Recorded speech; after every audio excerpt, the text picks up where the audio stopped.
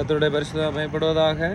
இந்த நாளிலும் ஆண்டவருடைய வார்த்தையை தியானிக்கும்படியாய் ஆண்டவர் தந்த மேலான கிருபைக்காய் ஆண்டவருக்கு ஸ்தோத்திரம் ஏறெடுக்கிறேன். இந்த நாளிலும் பாருங்கள், ஆண்டவருடைய வார்த்தையின் வல்லமையை குறித்து நாம் தியானிக்க போகிறோம். கர்த்தருடைய வார்த்தை என்ன, ஆண்டவருடைய வசனம் எதற்காக ஆண்டவர் தந்திருக்கிறார், திரு பைபிள் எதற்காக தந்திருக்கிறார் என்பதை குறித்து. ஆமென். இல்லை என்ன சொல்லப்பட்டிருக்கிறது? லூக்கா 21 அதிகாரம் 33 வசனம் சொல்லுகிறது, வானமும் ஒளியும் பூமியும் ஒளிந்து போம், என் வார்த்தைகளோ ஒளிந்து போவதில்லை. ஆண்டவராய் இயேசு கிறிஸ்து சொல்லுகிறார், வானமும் பூமியும் ஒளிந்து போகும், வானமும் பூமியும் இல்லாமற் போகும், ஆனால் என்னுடைய வார்த்தைகளோ, இதுதான் ஆண்டோடைய வார்த்தை. ஆமென். கர்த்தருடைய ஆண்டோடைய வார்த்தை, சர்வ வல்லமையுள்ள தேவனுடைய வார்த்தை ஒளிந்து போவதில்லை என்று சொல்லுகிறார். ஆமென். வானமும் பூமியும் ஒளிந்து போகும் என்று என்றால் என்ன? மொத்தத்திலும் அழிந்து போகும். இல்லாமற் போனாலும் இந்த வானம் பூமியில் உள்ள யாவும் என்னென்ன நாம் காண்கிறோமோ சகலமும் இல்லாமற் போனாலும், தரைமட்டமாகி போனாலும், பாருங்க, அக்கினிக்கு இரையாகும் என்று திருவசனம் சொல்லுகிறது. அக்கினிக்கு இரையாகி போனாலும் என் வார்த்தைகள் ஒளிந்து போவதில்லை என்று ஆண்டவர் சொல்லுகிறார். ஆண்டோடைய வசனம் ஒளிந்து போவதில்லையாம்.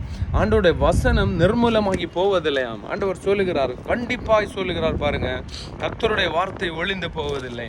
ஆண்டவர் என்னென்ன வார்த்தை நமக்காய் சொல்லி இருக்கிறாரோ, என்னென்ன வசனத்தை நமக்காய் தந்திருக்கிறாரோ, அது எப்படிப்பட்ட வார்த்தைகளாக காணப்பட்டாலும் அது ஒன்றும் ஒளிந்து போவதில்லை, ஒன்றும் நிர்மூலமாகி போவதில்லை என்று ஆண்டவர் சொல்லுகிறார். ஆமென். ஹல்லேலூயா.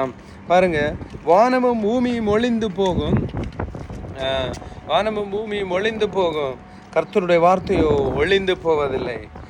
உங்களை பாருங்க, அதே போல இந்த பிரச்சனைகளும் வானமும் பூமியும் ஒளிந்து போகும். பாருங்க, கடைசி காலங்களிலே ஒளிந்து போவதற்கான காரியங்கள் கடந்து வரும். இன்னைக்கு பாருங்க, தண்ணீர்னால் சுனாமி வந்தது, எத்தனை லட்சம் ஜனங்களை வாரிக்கொண்டு போனது, சுனாமி வந்தது. அதுபோல ஹல்லேலூயா, உலகத்தின் பல நாடுகளுக்குள்ளாய் கடலிலே அக்கினி, கடலிலே பார்த்தீங்கன்னா சுனாமி அலைகளால், சுனாமி ராட்சத அலைகளால் கிலோமீட்டர் கணக்கில் அடித்து கொண்டு போய்விட்டது. யாராலையும் தடுத்து நிறுத்த முடியவில்லை. அதுபோல ஹல்லேலூயா, காட்டு தீ பரவினால் யாராலையும் தடுத்து நிறுத்த முடியாது என்று சொல்லுகிறோம். பாருங்க, அமெரிக்க தேசங்களிலெல்லாம் சில தேசங்களிலே இடங்களிலே காட்டு தீ பரவி கொண்டே இருக்கும். அதை எத்தனை நம்ம தண்ணீரை கொண்டு அடித்தாலும் நிறுத்தவே முடியாதாம். அந்த அளவு பாருங்க, அழிவுகள் வந்து கொண்டே இருக்கிறது. கொரோனா என்ற ஒரு நோய் வந்தது. பாருங்க, இந்த உலகம் முழுவதையும் எல்லா திசைகளிலும் கடந்து சென்றது இந்த கொரோனா வியாதி. இந்த கொரோனா பாருங்க, ஹல்லேலூயா, இன்றைக்கும் நிலவி கொண்டுதான் இருக்கிறது. ஆனால் இப்படித்தான் அழிவுகள் வந்து கொண்டே இருக்கும் என்று ஆண்டவர் சொல்லி இருக்கிறார். ஆண்டவர் சொல்லிக்கொண்டே, இது எப்படி நாம் தப்புவது, நமக்கு எப்படி தப்ப முடியும்? ஹல்லேலூயா. நமக்கு அது ஒரு சொல்யூஷன் வேண்டுமே. எல்லா காரியத்துக்கும் ஆண்டவர் சொல்யூஷன் தந்திருக்கிறார். இந்த பூமியில நாம் பாருங்க, என்ன காரியத்தை செய்தாலும் ஒரு சொல்யூஷன் காணப்படுகிறது. நம்முடைய வேலையில காணப்படலாம், நாம் எண்ணுகிற எண்ணங்கள்ல காணப்படுகலாம், எந்த சூழ்நிலைகளாய் கூட காணப்படலாம். ஆனால் இப்போது ஆண்டவர் சொல்கிற, இதில் நாம் எப்படி தப்புவது? அதே அதிகாரத்திலே லூக்கா 21 அதிகாரம் 35 வசனம் சொல்லுகிறது, பூமியிலெங்கும் குடியிருக்கிற அனைவர் மேலும் அது ஒரு கண்ணியை போல வரும். பாருங்க, பூமியில் மேல் இருக்கிற எல்லார் மேலும் ஹல்லேலூயா, ஆண்டவராய் இயேசு கிறிஸ்து வருவதற்கு முன்பதாக ஒரு கண்ணியை போல வரும் என்று ஆண்டவர் சொல்லுகிறார். ஒரு கண்ணி என்றால் என்ன? கண்ணி என்றால் சிக்கிக் கொள்வது. ஒரு புறா எப்படி, ஒரு மீன் எப்படி சிக்கிக் கொள்ளுகிறதோ, ஒரு வலைக்குள்ளாய், ஒரு ஹல்லேலூயா கவுக்குள்ளாய் சுக்கிக் கொள்ளுகிறதோ, அதே போல பாருங்க, ஒரு கண்ணியை போல இந்த பூமியில் இருக்கிற ஒவ்வொரு மனிதர்கள் மேலும் கடந்து வரும். பாவங்களும் சாபங்களும் வேதனைகளும் பிரச்சனைகளும் துக்கங்களும் கடந்து வரும். வேதனையான சம்பவங்கள் கடந்து வரும். ஆனால் எப்படி நாம் தப்புவிக்க போகிறோம்? ஆண்டவராய் இயேசு கிறிஸ்து சொல்ல, எப்படி நாம் தப்புவிக்க முடியும்? ஹல்லேலூயா.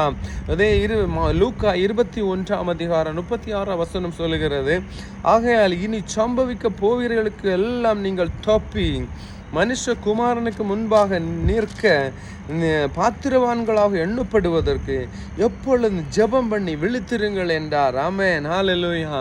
பாருங்க, ஜெபம் பண்ணி விழித்திருக்கிற ஒரு அனுபவம், விழித்திருந்து ஜெபம் பண்ணுகிற ஒரு அனுபவம், நம்முடைய காரியங்களை மாற்றி வைத்து, நம்முடைய எண்ணங்களை மாற்றி வைத்து, உலகத்தின் சிந்தனைகளை மாற்றி வைத்து, ஆண்டவர் சொன்னார், 1 மணி நேரமாவது என்னோடு கூட விழித்திருந்து ஜெபிக்க கூடாதா என்று கல்வாரி சிலுவைக்கு போவதற்கு முன்பாய் கெத்செமனே தோட்டத்திலே கேட்டார். தன்னுடைய சீஷர்களோடு கேட்டார். ஆமென், ஹல்லேலூயா.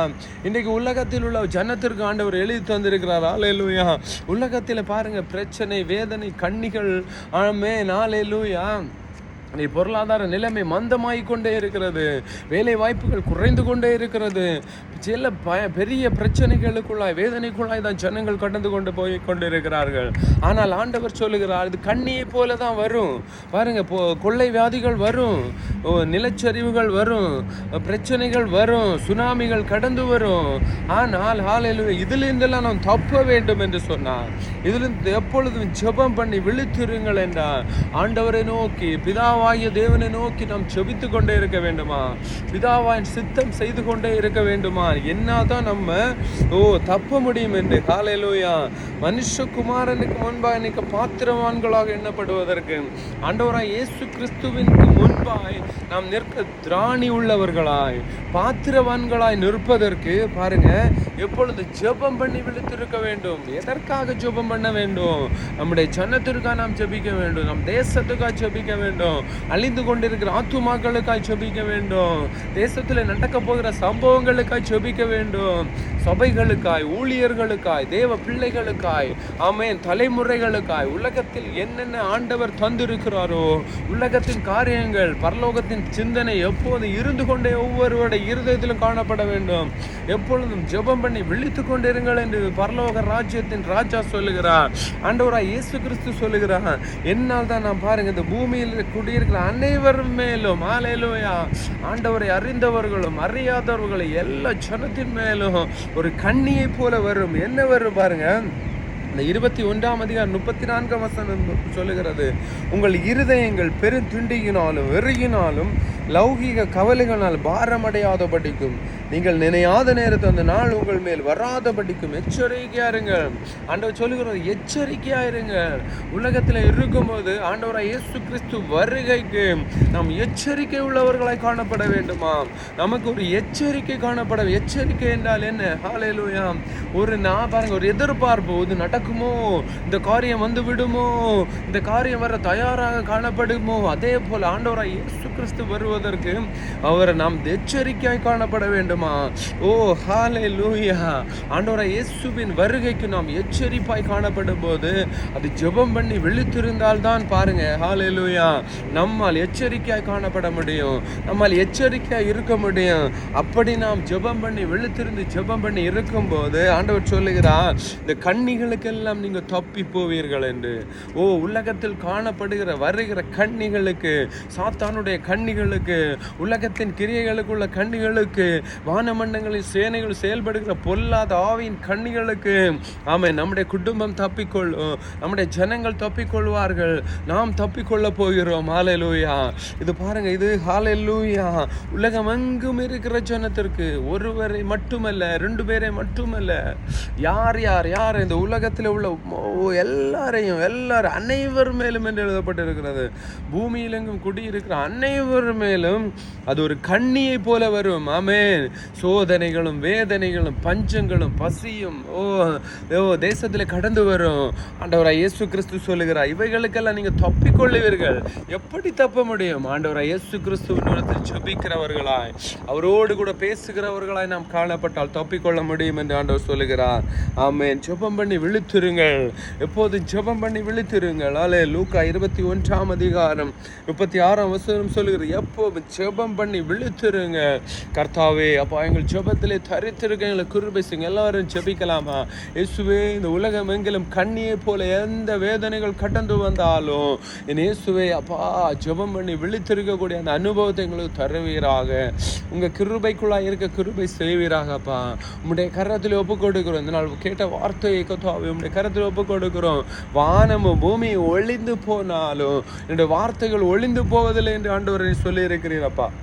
உம்முடைய வார்த்தையின்படியே நீ 2ஆம் வருகை வருவதற்கு கர்த்தாவே நிச்சயமாய் அதை நம்புகிறோம், விசுவசிக்கிறோம். ஆண்டவரே, உம்முடைய வருகைக்காய் எதிர்பார்த்துக்கிறோம். எச்சரிக்கையாய் காணப்பட கிருபை செய்யுங்க. இந்த வார்த்தை கேட்ட ஒவ்வொருவரையும் ஆசீர்வதிங்க. இயேசுவின் நாமத்தில் ஜெபிக்கிறோம் நல்ல பிதாவே. ஆமென், ஆமென். God bless you. God bless you, brother.